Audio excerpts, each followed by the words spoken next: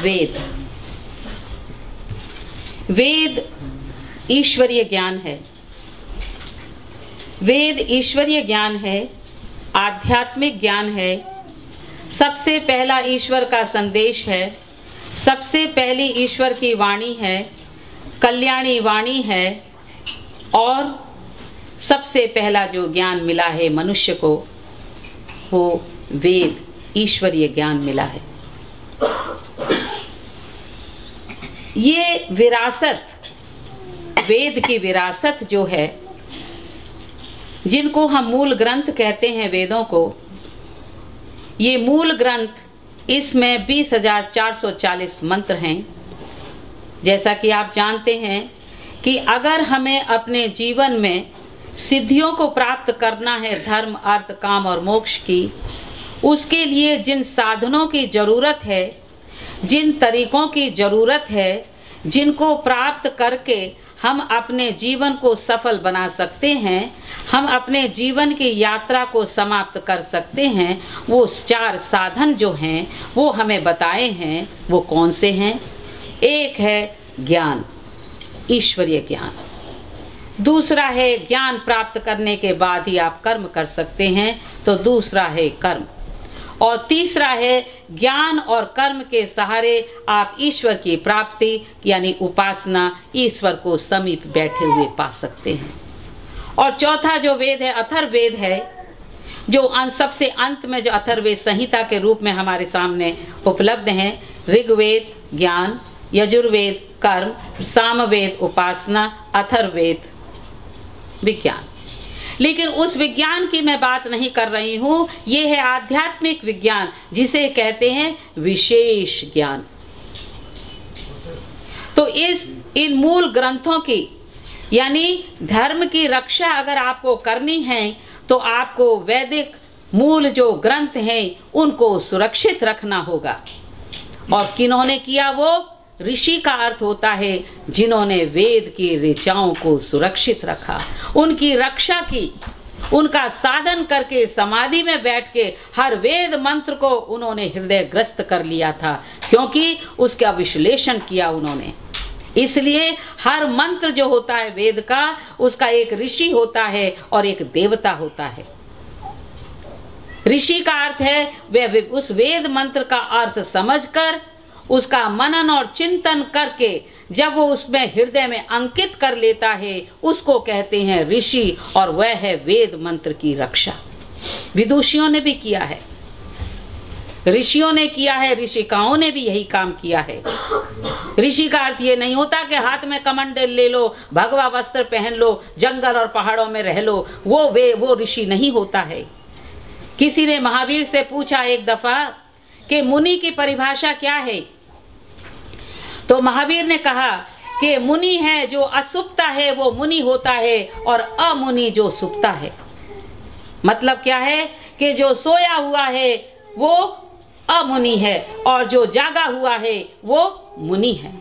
जागा हुआ का अर्थ होता है कि मैं कौन हूं, स्व को पहचानने वाला जो मनुष्य है कि मैं आत्मा हूं। जब तक तुम अपने को नहीं पहचानोगे, मैं कौन हूं, मैं कहां से आया हूं, किसने मुझे भेजा है, क्या करना है और कहां जाना है, ये विवेकहीन मनुष्य नहीं सोचते हैं। विवेकहीन मनुष्य सोचते हैं ईट ड्रिंक एंड बी मेरी, कि खाओ पियो मौज उड़ाओ।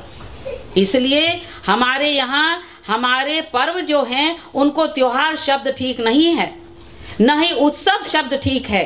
अगर हमें अपने पर्व, वैदिक संस्कृति का उद्देश्य यही है, क्या है कि हमारे जितने पर्व हैं, त्योहार और उत्सव का अर्थ होता है मौज करो, मिठाई खाओ, अच्छे कपड़े पहनो और क्या नाम है थोड़ा घूमिया, उसको त्योहार कहते हैं, उसको उत्सव कहते हैं। लेकिन असली शब्द है पर्व। पर्व means like making of a sugar cane, उसमें गांठें हैं, इन गांठें अगर न हो तो वो गन्ना खड़ा नहीं हो सकता है। उसी तरह से अगर हमारे पर्व न हो तो हम एक दूसरे से जुड़े हुए नहीं रह सकते। एक संगतिकरण का ये एक तरीका है, इसलिए ये पर्व मनाए जाते हैं। तो वैदिक संस्कृति का उद्देश्य क्या है कि जितने हमारे पर्व हैं उनका उद्देश्य ऐतिहासिक हो, सामाजिक हो, उसका वर्णन किया जाता है समाजों में। और जिन योगियों ने, जिन संतों ने, जिन महात्माओं ने, जिन विचारकों ने, जिन दार्शनिकों ने और जिन संत सन्यासियों ने जो कि यति सन्यासी हैं, उन्होंने जो योगदान दिया है इस संसार को, इस समाज को, उनके बारे में वर्णन जो करता है वो वैदिक संस्कृति से ही होता है। और तीसरा वैदिक संस्कृति का उद्देश्य है कि हर व्यक्ति को अपनी शारीरिक, सामाजिक तथा आध्यात्मिक उन्नति की तरफ कार्य करते रहना चाहिए, तभी वो इंसान अपने जीवन में मानवीयता अंदर ला सकता है। यानी मनुष्य तो हम सब हैं, लेकिन जो मनन और चिंतन करता है वही मनुष्य कहलाता है, उसी में मानवीयता प्रवेश करती है। और उस मानवीयता को लेके हम जब आगे चलते हैं तो उस चरम सीमा पर पहुंच जाते हैं भक्ति की, जिसे कहते हैं देवत्व की पहचान और देवत्व तक पहुंचना। अगर हर एक मानव को देवत्व तक की सृष्टि पर पहुंचना है, मतलब सीढ़ी पर पहुंचना है, तो उसके लिए पहले मानवीयता अंदर लानी होगी, मनुष्य को मनुष्य बनना होगा। कहते हैं न कोई राजनेता मनुष्य को मनुष्य बना पाया, न कोई अभिनेता बना पाया, न कोई राजा बना पाया, न जागीरदार, न साहूकार, कोई नहीं बना पाया है मनुष्य को मनुष्य। मनुष्य कहते हैं कि है ना, बहुत भवन बनाए जाते हैं, बाजार सजाए जाते हैं और मनुष्य बिगाड़े जाते हैं। तो इन लोगों ने यही काम किया है, बड़ी योजनाएं बनाई हैं। 9 वर्षीय योजना होती है, 4 वर्ष की होती है, 3 वर्ष की होती है। ये योजनाएं भवन बना देते हैं, बड़े बड़े पार्क बना देते हैं, रेलवे बन रही, सड़कें बन रही हैं, लेकिन उनको सुरक्षित कौन रख रहा है? लेकिन वहां पे बहुत सारे जो कि मनुष्य नहीं है, वो उनको बिगाड़ने में कितनी देर लगती है। तो अगर मनुष्य बन जाएगा तो ये सारी योजनाएं हैं तभी सफल हो सकती हैं। आज ही आपने सुना होगा कि किसी संघ ने कोई बात कह दी ये सोनिया गांधी के बारे में, ओ झुंड लग गया और कितना अनर्थ हो रहा है। तो ये क्या है? क्रोध है, ये घृणा है, ये इंसानियत नहीं है, ये हैवानियत है।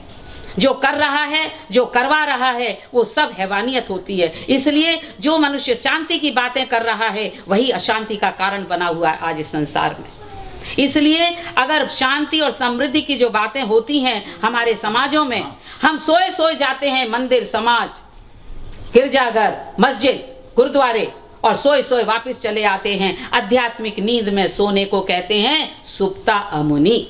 तो हम चाहते हैं कि हम आध्यात्मिक नींद से उठें, और आध्यात्मिक नींद से उठना होता है जब तक मनुष्य को आत्मज्ञान नहीं होता है। मुंडकोपनिषद में बहुत सुंदर अलंकृत इसका मंत्र आता है, वो ऋचा सुनिए। कहते सद्येन लभ्य तपसा वेशु आत्मा सम्य ज्ञानेन ब्रह्मचर्येन नित्यम् अंतः शरीरे ज्योतिर्मयो हि शुभ्रो यं पश्यन्ति यतः क्षीण दोषा। इसमें वर्णन आता है कि किस तरह से आप ईश्वर की प्राप्ति कर सकते हैं, किस तरह से आप शुभ कर्म करके इस शरीर को पावन बना सकते हैं। आखिर ये है तो एक घड़ाई, जो कि चुल्लू भर पानी जिस तरह के टूटे घड़े से निकलता है, उसी तरह से हर पल काल अग्नि जो है इस स्थूल शरीर को भस्म कर रही है। आप कहते होंगे मैं हवन नहीं करती हूँ, लेकिन आपके शरीर का हवन तो हो ही रहा है। तो इसलिए जरूरी है कि इस चीज को हम समझें कि वास्तविकता क्या है। तो पहला मैंने कहा कि हर एक मंत्र का एक ऋषि होता है और जिसने उस अर्थ को निचोड़ लिया है, और हर एक मंत्र का एक देवता होता है। देवता जो है जो हर मंत्र के रहस्य को समझ जाता है, वो देवता होता है। तो जैसे गायत्री मंत्र, आज कम से कम एक मंत्र का ऋषि और देवता जान लीजिए तो कहेंगे कुछ सीख के गए हैं। तो गायत्री मंत्र का ऋषि कौन है? विश्वामित्र। और देवता कौन है? सविता। समझे? तो हर मंत्र का ऋषि एक होता है और देवता एक होता है। और क्या होता है भैया हर मंत्र में एक नियम होता है, एक उपदेश होता है कि भैया उपदेश तो सुन लेते हो, नियम का पालन करना पड़ेगा, नहीं तो जरूर पछताओगे। कहते ना वायुम वायुर्निलम रतम थेदम भस्मांतम शरीरम। ये है के भस्म होने वाला है तेरा से। ओम कृतो स्मर, तूने जो अतीत में किया है ओम को याद नहीं गा। क्लिबे स्मर शक्तिमान कृत स्मर, कम से कम अभी तो ओम का तू नाम ले ले। तो इसका अर्थ यह है कि वेद मंत्र चुपके ऐसे ही नहीं बोल दिए जाते हैं। हर वेद मंत्र का अर्थ है, हर वेद मंत्र में गूढ़ता है, गहराई है। तो वेद शब्द जो है वो विद, संस्कृत व्याकरण में विद प्रकार की 4 धातुएं हैं। ये विद सतायाम, विद ज्ञाने, विद विचारणे, विद लाभे। तो ये जो 4 जो धातु हैं, विद धातु संस्कृत व्याकरण में, उनसे ये वेद शब्द निकला है। तो ये वेद शब्द क्या है? वेद सतायाम माने वेद का होना, और दूसरा क्या? वेद ज्ञाने, उसका ज्ञान प्राप्त करना। वेद विचारणे, मनन चिंतन करना। वेद लाभे, उससे हमारे जीवन को लाभ होता है। इसलिए वेद मंत्रों से ही आप हवन कर सकते हैं। उन पवित्र वेद मंत्रों से ही आप ये पावन अग्नि जला सकते हैं। ओम कह के सरस्वती स्वाहा, ओम गंगे स्वाहा, ओम जमुना स्वाहा, उससे कुछ नहीं होने वाला। आपको वेद मंत्रों से जो ईश्वरीय ज्ञान आपको प्राप्त हुआ है, उन उपनिषदों से और वेदों से ही आपको मंत्र बोलने पड़ेंगे। और वो मंत्र ऐसे अंकित हो जाते हैं। जब आहुतियां डालते हैं, आप कहते हैं मैं समर्पण करता हूँ, इदन्न मम, ये मेरा नहीं है। तो जब इदन्न मम की भावना से आप करते हैं, और स्वाहा जो प्राण है इस यज्ञ का, और जो आत्मा है, इन सब से मैं आपसे कहती हूँ, ये तो भौतिक अग्नि आप जलाते हैं। भौतिक अग्नि जला के जब उस आध्यात्मिक अग्नि का भाव आपके मन में प्रवेश करता है, तब जाके आपका यज्ञ जो है सफल होता है। तो ये वेद शब्द के बारे में मैंने आपसे कहा कि वेद जो है, वेद ईश्वरीय ज्ञान है, और वेद विद धातु शब्द से निकला है। अब वैदिक संस्कृति और वैदिक सभ्यता, वैदिक धर्म को हमें पूरे संसार में, पूरे ब्रह्मांड में पहुंचाना है। ये हमारा कर्तव्य है, ये हमारी रिस्पॉन्सिबिलिटी है। क्योंकि वसीयत में जो हमको मिला है, उस वसीयत को अगर हम संभाल के नहीं रखेंगे, सुरक्षित नहीं रखेंगे, तो होगा क्या? हमारे देश का चरित्र जो है उसको हम हाथ से धो बैठेंगे। और दूसरा काम यह है, उस वसीयत को हम एकदम बलात्कार है उसके संग। तो हमारा कर्तव्य यह है कि वेद जो मूल ग्रंथ हैं उनको बचा के रखना है। उससे हमारी संस्कृति बचेगी, संस्कृति बचेगी तो संस्कार बचेंगे, और संस्कार बचेंगे तो फिर मनुष्य मनुष्य बन जाएगा। इतना आसान।